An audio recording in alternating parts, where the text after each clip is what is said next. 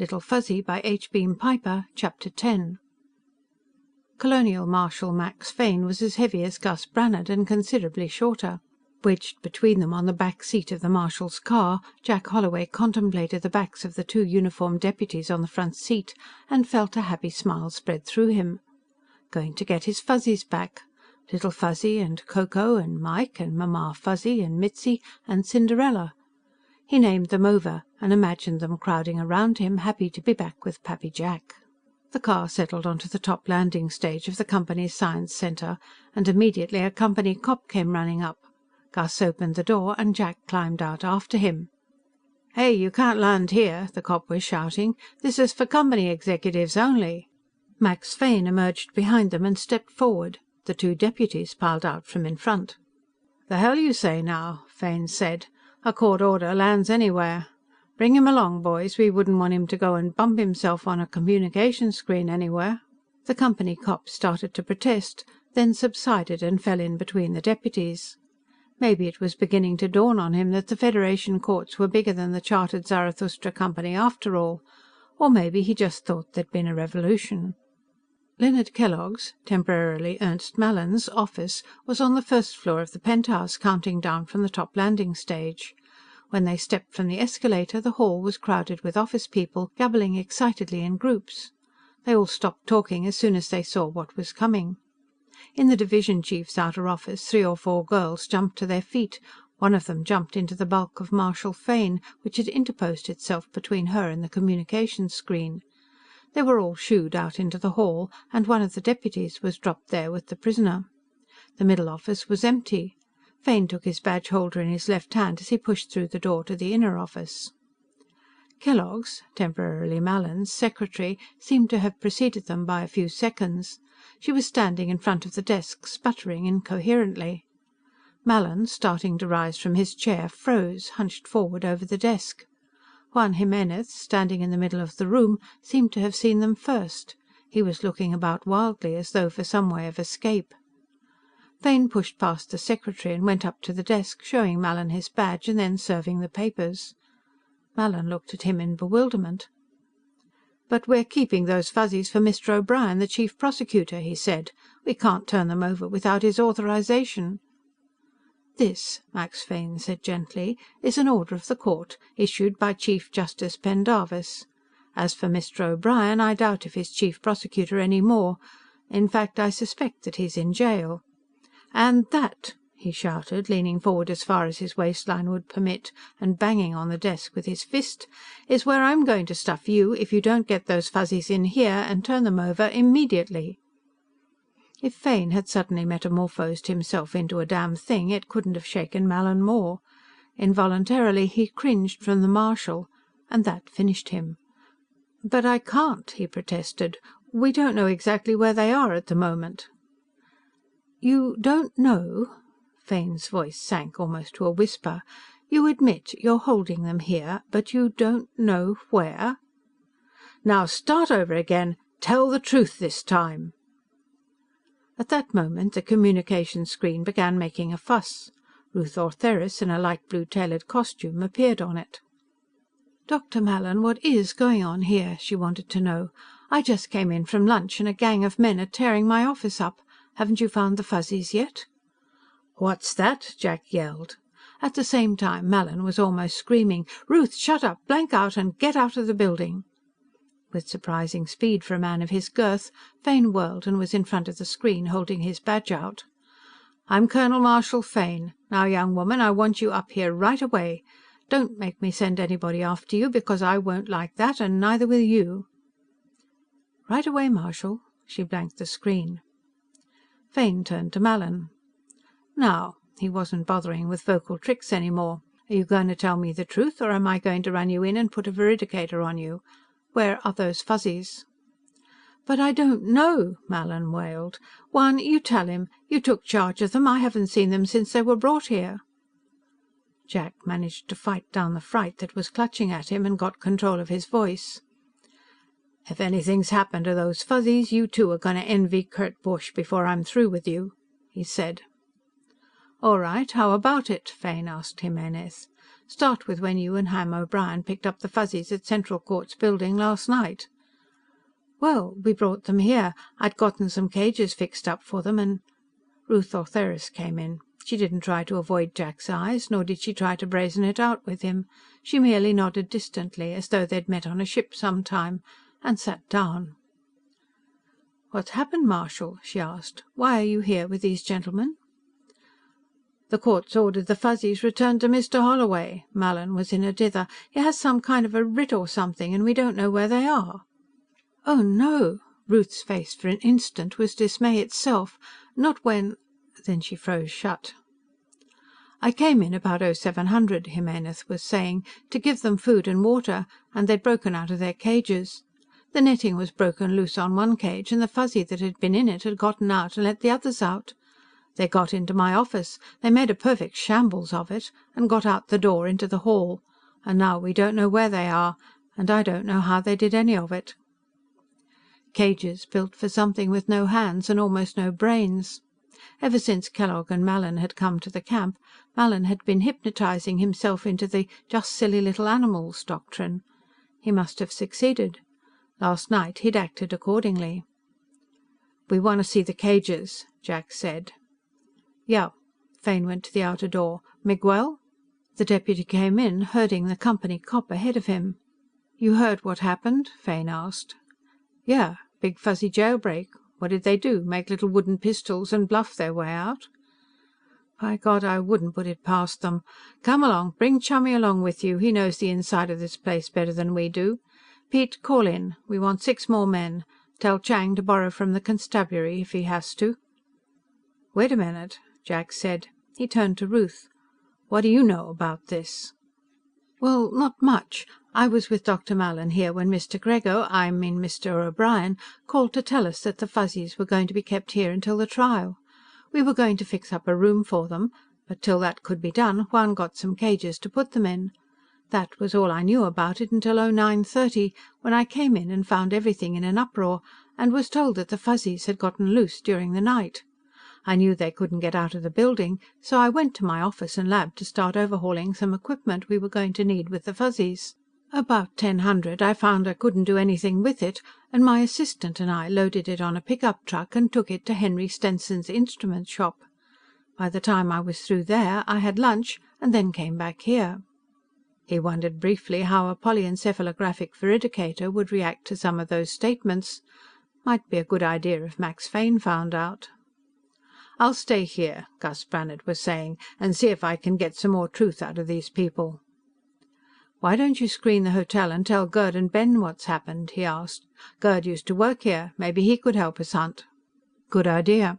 Pete, tell our reinforcements to stop at the Mallory on the way and pick him up." Fane turned to Jimenez. "Come along. Show us where you had these Fuzzies and how they got away." "You say one of them broke out of his cage and then released the others," Jack said to Jimenez as they were going down on the escalator. "Do you know which one it was?" Jimenez shook his head. "We just took them out of the bags and put them into the cages. That would be Little Fuzzy. He'd always been the brains of the family. With his leadership, they might have a chance. The trouble was that this place was full of dangers Fuzzies knew nothing about, radiation and poison and electric wiring and things like that.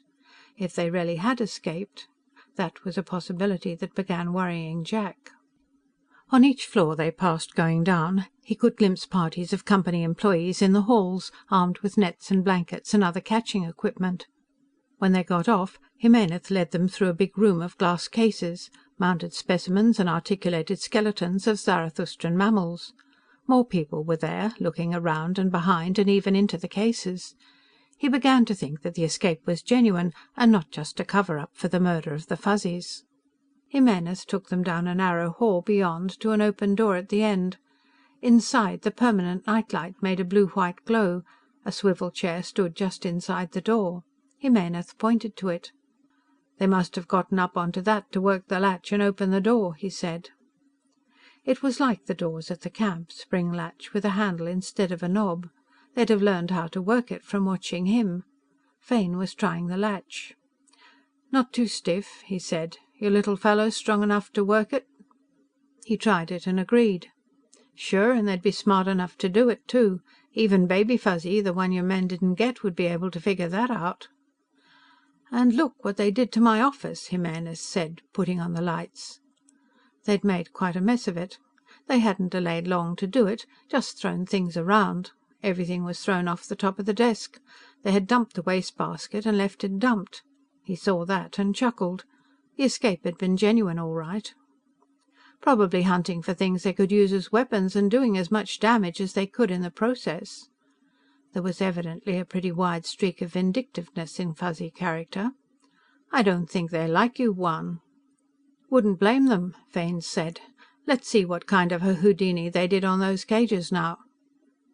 The cages were in a room, file room, storeroom, junk room, behind Jimenez's office. It had a spring lock too, and the Fuzzies had dragged one of the cages over and stood on it to open the door.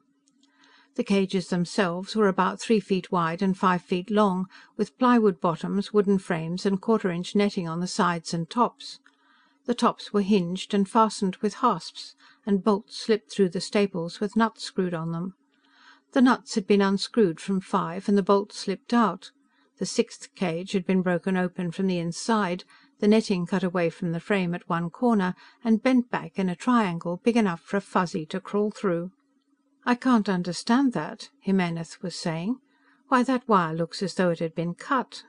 "It was cut, Marshal. I'd pull somebody's belt about this if I were you. Your men aren't very careful about searching prisoners. One of the Fuzzies hid a knife out on them." He remembered how Little Fuzzy and Ko Ko had burrowed into the bedding in apparently unreasoning panic, and explained about the little spring steel knives he'd made. "I suppose he palmed it and hugged himself into a ball as though he was scared witless when they put him in the bag." "Waited till he was sure he wouldn't get caught before he used it, too," the Marshal said. "That wire's soft enough to cut easily." He turned to Jimenez. "You people ought to be glad I'm ineligible for jury duty. Why don't you just throw it in and let Kellogg cop a plea?" Gerd van Riebeek stopped for a moment in the doorway and looked into what had been Leonard Kellogg's office. The last time he'd been here, Kellogg had had him on the carpet about that land prawn business. Now Ernst Mallin was sitting in Kellogg's chair, trying to look unconcerned, and not making a very good job of it. Gus Brannhard sprawled in an armchair, smoking a cigar and looking at Mallin as he would look at a river pig when he doubted whether it was worth shooting it or not. A uniformed deputy turned quickly, then went back to studying an elaborate wall chart, showing the interrelation of Zarathustran mammals. He'd made the original of that chart himself. And Ruth Ortheris sat apart from the desk and the 3 men, smoking. She looked up, and then, when she saw that he was looking past and away from her, she lowered her eyes. "You haven't found them?" he asked Brannhard. The fluffy-bearded lawyer shook his head. "Jack has a gang down in the cellar working up. Max is in the psychology lab putting the company cops who were on duty last night under veridication. They all claim, and the veridicator backs them up, that it was impossible for the Fuzzies to get out of the building." "They don't know what's impossible for a Fuzzy." "That's what I told him. He didn't give me any argument, either. He's pretty impressed with how they got out of those cages." Ruth spoke.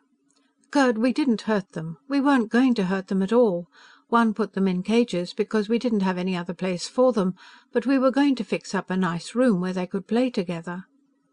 Then she must have seen that he wasn't listening, and stopped, crushing out her cigarette and rising. "Dr. Mallin, if these people haven't any more questions to ask me, I have a lot of work to do." "You want to ask her anything, Gerd?" Brannhard inquired. Once he had had something very important he had wanted to ask her. He was glad now that he hadn't gotten around to it. Hell, she was so married to the company it'd be bigamy if she married him, too. "No, I don't want to talk to her at all." She started for the door, then hesitated. "Gerd, she began. Then she went out. Gus Brannhard looked after her and dropped the ash of his cigar on Leonard Kellogg's, now Ernst Mallin's, floor. Gerd detested her, and she wouldn't have had any respect for him if he didn't. She ought to have known that something like this would happen. It always did in the business. A smart girl, in the business, never got involved with any one man. She always got herself 4 or 5 boyfriends on all possible sides, and played them off one against another. She'd have to get out of the Science Center right away. Marshal Fane was questioning people under veridication. She didn't dare let him get around to her. She didn't dare go to her office, the veridicator was in the lab across the hall, and that's where he was working, and she didn't dare... Yes, she could do that by screen. She went into an office down the hall. A dozen people recognized her at once and began bombarding her with questions about the Fuzzies. She brushed them off and went to a screen, punching a combination. After a slight delay, an elderly man with a thin-lipped, bloodless face appeared. When he recognized her, there was a brief look of annoyance on the thin face. "Mr. Stenson," she began, before he could say anything, "that apparatus I brought to your shop this morning, the sensory response detector, we've made a simply frightful mistake. There's nothing wrong with it whatever, and if anything's done with it, it may cause serious damage." "I don't think I understand, Dr. Ortheris." "Well, it was a perfectly natural mistake. You see, we're all at our wits' ends here. Mr. Holloway and his lawyer and the Colonial Marshal are here with an order from Judge Pendarvis for the return of those Fuzzies. None of us know what we're doing at all. Why, the whole trouble with the apparatus was the fault of the operator. We'll have to have it back immediately, all of it." "I see, Dr. Ortheris." The old instrument maker looked worried. "But I'm afraid the apparatus has already gone to the workroom. Mr. Stevenson has it now, and I can't get in touch with him at present. If the mistake can be corrected, what do you want done?" "Just hold it. I'll call or send for it." She blanked the screen. Old Johnson, the chief data synthesist, tried to detain her with some question. "I'm sorry, Mr. Johnson, I can't stop now. I have to go over to Company House right away." The suite at the Hotel Mallory was crowded when Jack Holloway returned with Gerd van Riebeek. It was noisy with voices, and the ventilators were laboring to get rid of the tobacco smoke. Gus Brannhard, Ben Rainsford and Baby Fuzzy were meeting the press. "Oh, Mr. Holloway!" somebody shouted as he entered. "Have you found them yet?" "No, we've been all over the Science Center from top to bottom. We know they went down a few floors from where they'd been caged, but that's all. I don't think they could have gotten outside. The only exit on the ground level's through a vestibule where a company policeman was on duty, and there's no way for them to have climbed down from any of the terraces or landing stages." "Well, Mr. Holloway, I hate to suggest this," somebody else said, "but have you eliminated the possibility that they may have hidden in a trash bin and been dumped into the mass energy converter?" "We thought of that. The converter's underground, in a vault that can be entered only by one door, and that was locked. No trash was disposed of between the time they were brought here and the time the search started, and everything that's been sent to the converter since has been checked piece by piece." "Well, I'm glad to hear that, Mr. Holloway. And I know that everybody hearing this will be glad, too. I take it you've not given up looking for them?" "Are we on the air now?" "No, I have not. I'm staying here in Mallorysport until I either find them or am convinced that they aren't in the city. And I'm offering a reward of 2,000 sols apiece for their return to me. If you'll wait a moment, I'll have descriptions ready for you." Victor Grego unstoppered the refrigerated cocktail jug. "More?" he asked Leslie Coombes. "Yes, thank you." Coombes held his glass until it was filled.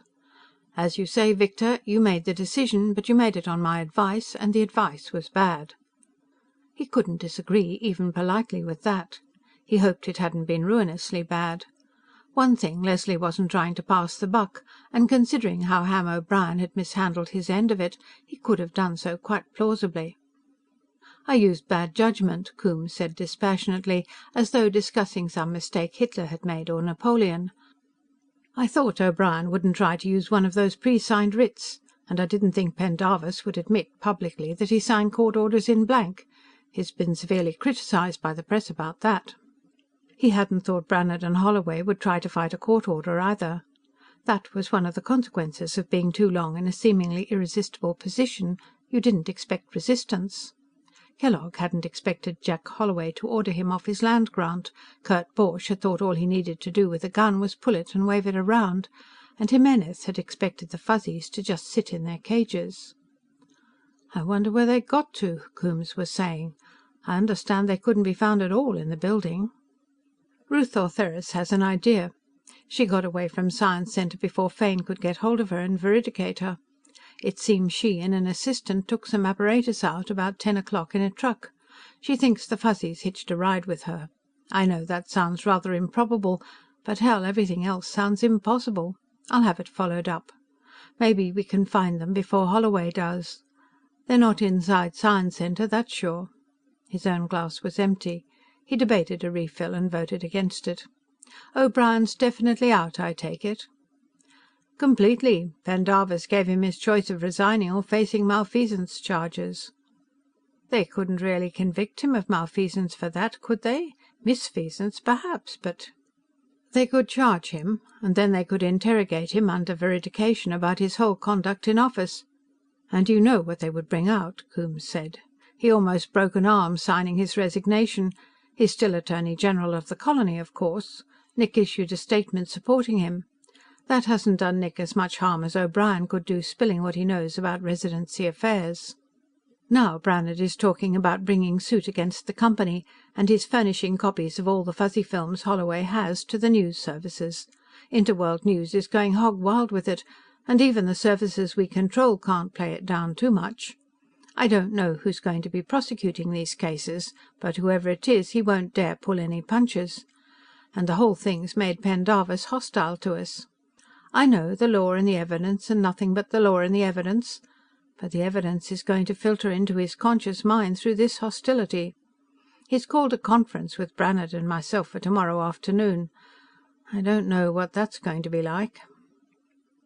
End of chapter 10.